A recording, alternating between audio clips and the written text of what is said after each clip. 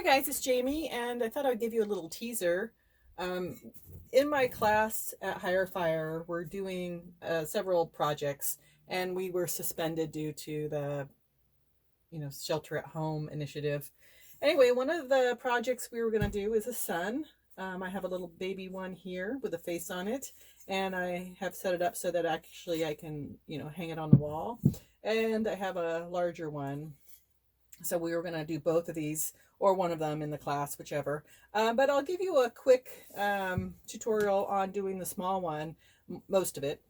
So let's go. First off, I had to create a pattern for my sunburst. And I ended up using paper from a paper bag, and I folded it into quarters. And then I kind of drew on there, the shape that I wanted. And so when you unfold it, it looks like that. So I basically drew this shape to accommodate the face size of like a large yogurt container. Not super large, but just the quart size, I believe. So that's and I don't happen to have one here. They're all at home, so I can't show you that. But that's what this pattern is based on. And you would be using anything that you have in your house that works. For the purpose of this test here, this is not the original shape that I use, but it's close enough. That is about the size. So if you look at that, that looks good to me.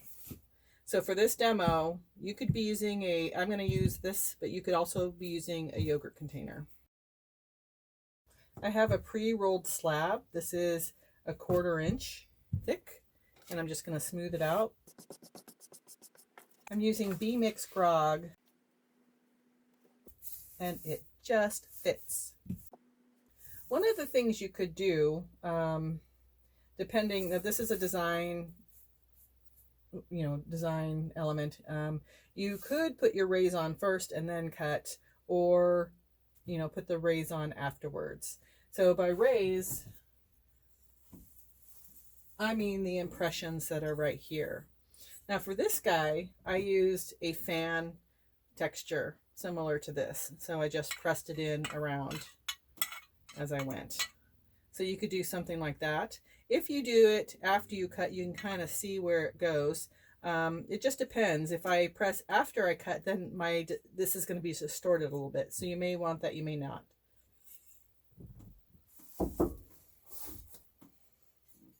For this larger guy, I ended up doing the raise ahead of time, and I created this little roller stamp. So if you have never seen these before, I have a ton of them that I've made. They are from Amy Sanders.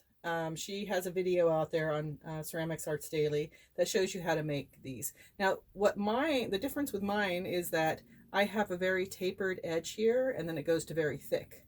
So that when I make rays, I can just roll it into tiny points and repeat. So that's what I did for this guy.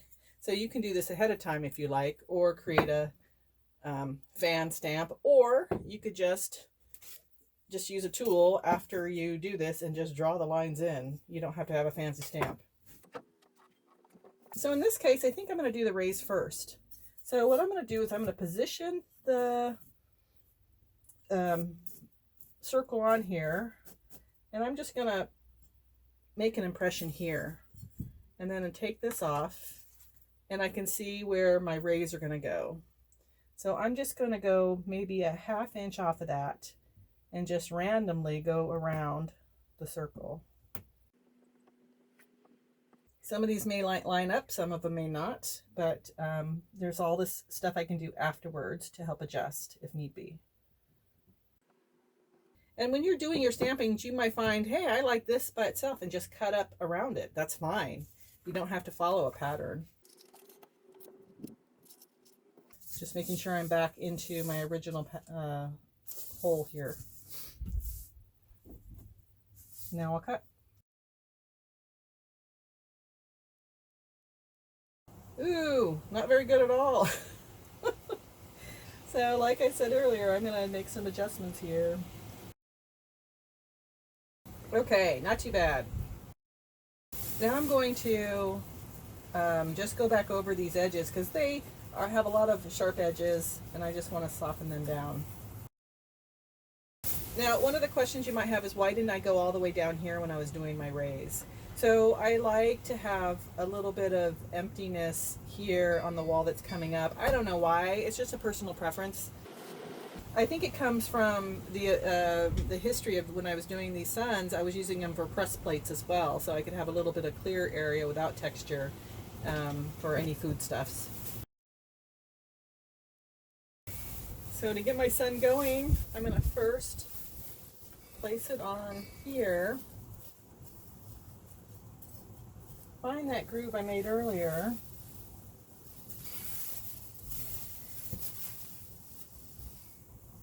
And press in. Now I'm going to flip it. And now I have the starting of the face coming out. So now I'm going to gently encourage that with a rib. So I've just switched to a softer rib now. At this point, I would now put on a coil or some kind of device to help me hang this up. So I could create just a little bit of a worm to go from here to here to help, just to hold it on there. Or I could put a coil all the way around with some holes in it. So I'm looking at my leftover clay here, and let me just see what happens when I roll it into a coil. So if you're ever wondering how much coil that you're going to need, you can just measure across here and you can see, like, okay, this is 4.5, 5. So for 5 times pi, let's just say 15 inches. So you're going to need something 15 inches long to go across. And that is 15 inches long. I don't like it this thick though. Mashing it down to give it a flat surface. And now I'm going to score and attach. So what I'm doing now is I'm just using my fingers to go around and blend the seam down. And that also helps with the attachment.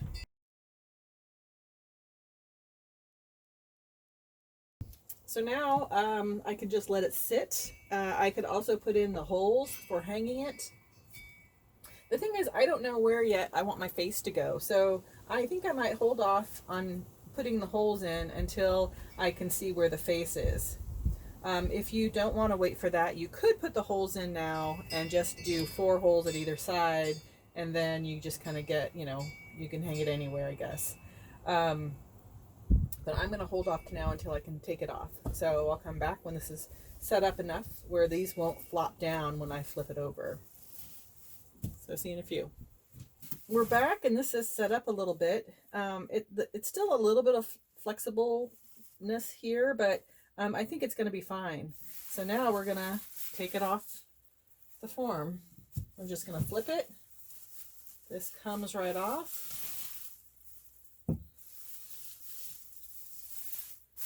And then voila, I have a beautiful sun.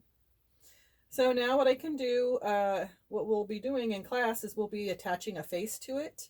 But now that I've seen it, I can kind of look at it and decide, where do I want it to hang? Do I want this to be the top? I kind of like this right here.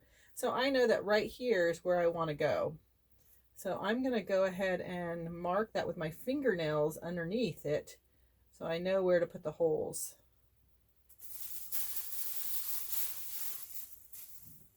Just to give you a better view of what that looks like.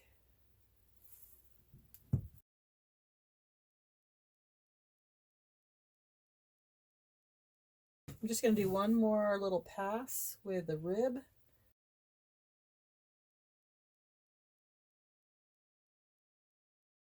So that's it for the sun for now. When it gets a little bit drier, I'll go around these edges and I'll clean up the little clay boogers. But that's it. I hope you try it. I hope you have fun. Catch you later. Thanks.